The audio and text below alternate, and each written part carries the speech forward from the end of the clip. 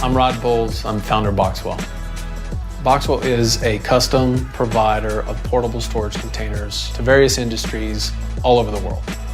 All of our containers are 100% weather resistant. The life cycle is 20 to 30 years. We use the same raw material as ocean containers, the same welding, the fabricating, the painting, so the longevity is very similar.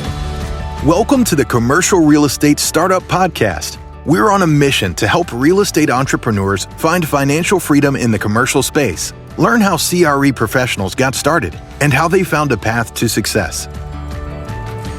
This is your host, Marshall Baker. Our guests today are Rod Bolls and Laura Brooks with Boxwell.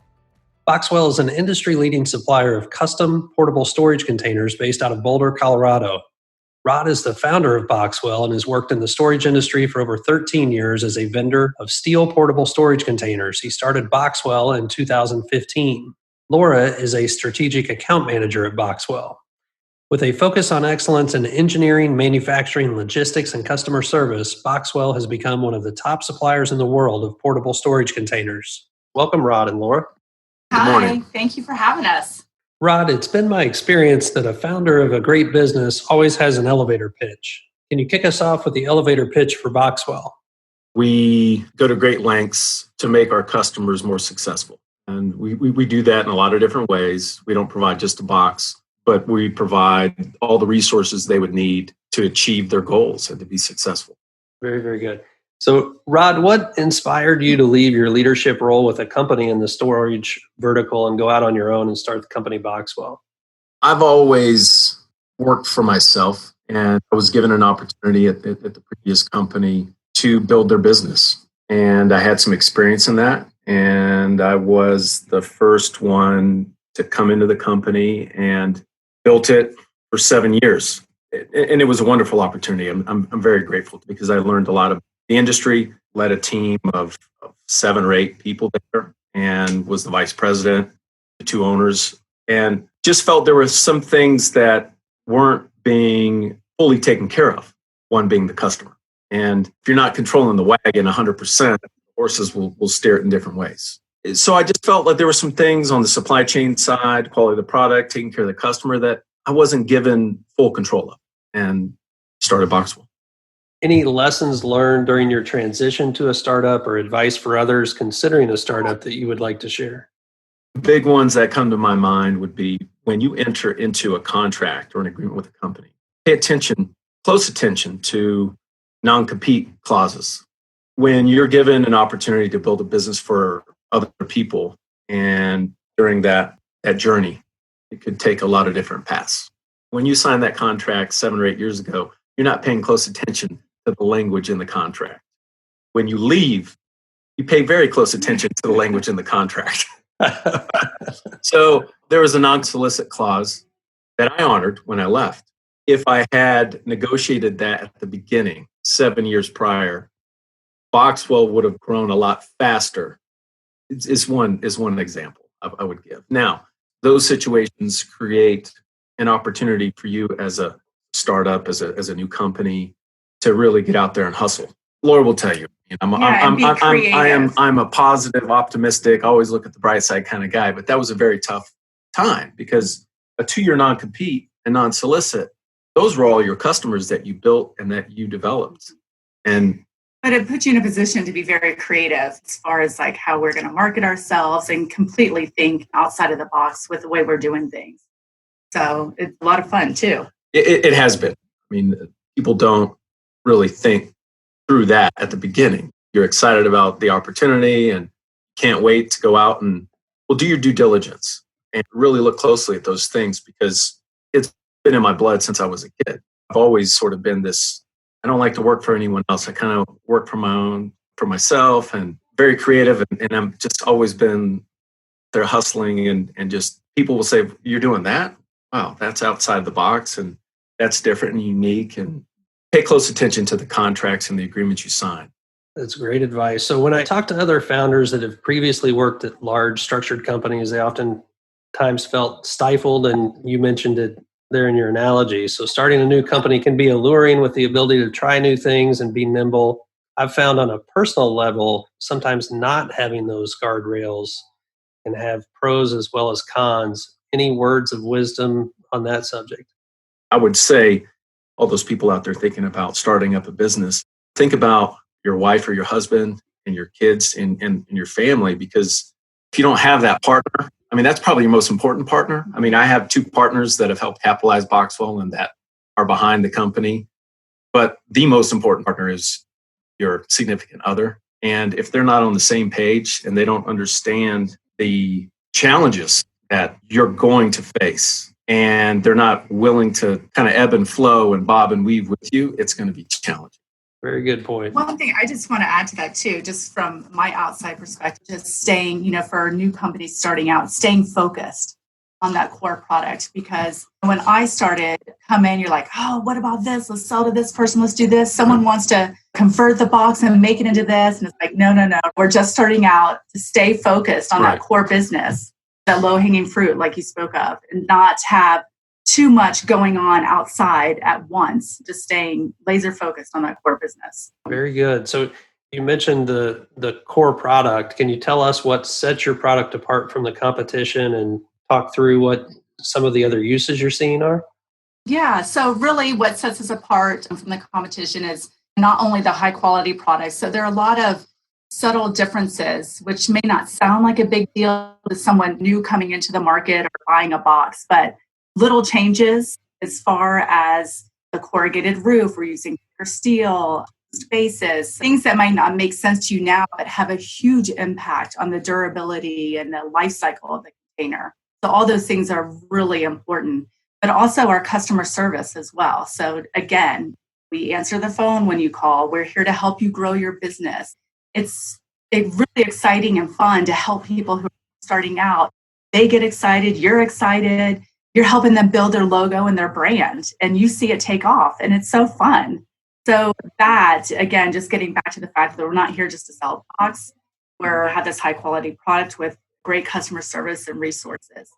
And then along the lines of doing other things, mostly we leave that onto the customer. I mean, we do different things like insulated boxes, office units, but you get all kinds of calls for different things, whether it be I want it to be a little grow facility or, in today's environment, or mobile hospital units.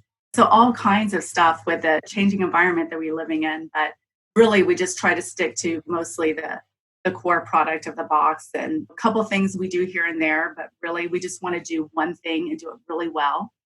Yeah, Marshall, I mean, just to add to what Laura said, we love sitting down or on Zoom or over the phone and speaking with other business owners. Most of these people who are in the business or getting into the business have some experience with owning and running businesses. I mean, it's all across the board, but it gets us very excited. Everyone here gets to interact with individuals who are in charge of their business, making important decisions, and we get to influence the direction and the trajectory of where they're going. And that excites us a lot. Excellent. Laura, you mentioned the lifespan of a box. Can you speak to that a bit? We're using high quality steel that goes into our containers, all stainless steel, hardware and rivets, and a lot of different features that add to that life cycle. So anywhere from like 15 to 25 years with proper care and maintenance. It's a steel box, so they're made to last. And we ship these all over the world. So they're made to stand up to whatever Mother Nature wants to throw at We it. do a lot of hot dip galvanizing to ensure the longevity of steel.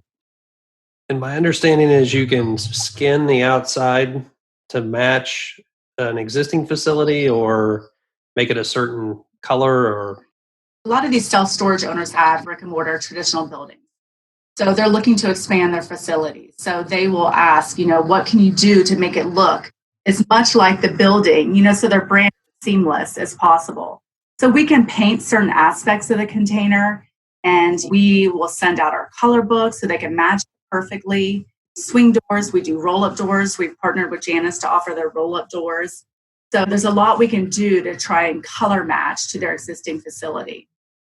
Excellent. And Rod, you mentioned prior to the call depreciation. What is the depreciation schedule for something like this? I'm guessing it's more advantageous than your traditional brick and mortar. Depreciation schedule that our customers would be more like 7 years. Wow. So a huge advantage there. You get accelerated depreciation on an asset that's going to last 15, 20 years.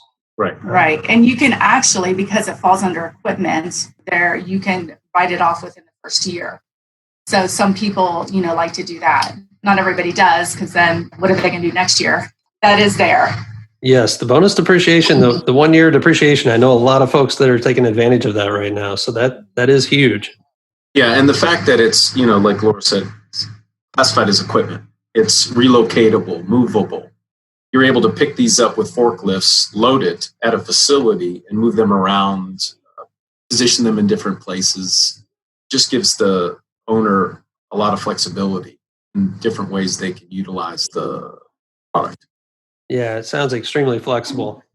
So how do you see the custom portable storage business evolving in the next 3 to 5 years? We sell a product into portable storage and self-storage. Those are our two verticals. In portable storage, it's still at its infancy. Odds 20 years ago paved the way, knocked down all the trees in the jungle. And there have been a lot of companies coming behind them, helping pave the way, but it's still only 20 years old. I think as more people become, consumers specifically, become more aware of pods, it's 20 years old, okay? In 30 years, I feel like 20 to 30 years down the road, portable storage will be, in my opinion, what self-storage is today. That's sort of where I see the evolution of this industry, is because it's just for one simple reason: convenience. It's more convenient for me or our customers, container to you at your home or your business. You load it, and then it can stay there, or they can come pick it up and bring it to the facility where they store it. Or if you're moving, we'll bring a box to your house or business, you'll load it, and we'll move you across country to your final destination. That's just more convenient. It just makes more sense. Yeah, it's less expensive, for customers to do it that way as opposed to white glove service. And they can do it at their convenience too. Is there any information you would like to share about minimum quantities, pricing, available financing? Maybe touch on some of those topics? Yeah, absolutely. So we order in batches of 12. Or it depends on the size unit that you go with, but typically order in batches of 12. So that's our minimum order. And that's because we include shipping in our cost. So everything's custom manufactured and then shipped directly to our customers. We do not offer any financing, but we work with several companies that have great lease financing options. They've all been really great, and they do a lot of quick turnaround on loan approval, which is really nice. Marshall also asked about price. Price. Oh, yeah. Price. Yeah, not to put you on the spot. Maybe just give us a range. Yeah. It's always tough because there's so many different features and upgrades that change the price. But you can figure anywhere from $21 to $28 a square foot. Okay. Yeah, very reasonable. Yeah, delivered. And then we also offer an installation service for customers, which has been very popular lately. Yeah, it's turnkey and just makes it super simple.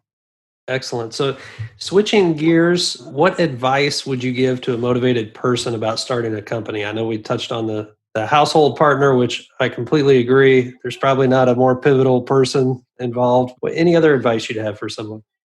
I was lucky to have grown up as a military brat. My father was a sergeant major in the Army. So I had a lot of experiences as a young man with accountability and discipline and organization and things like that, that at the time I wasn't thankful for, right?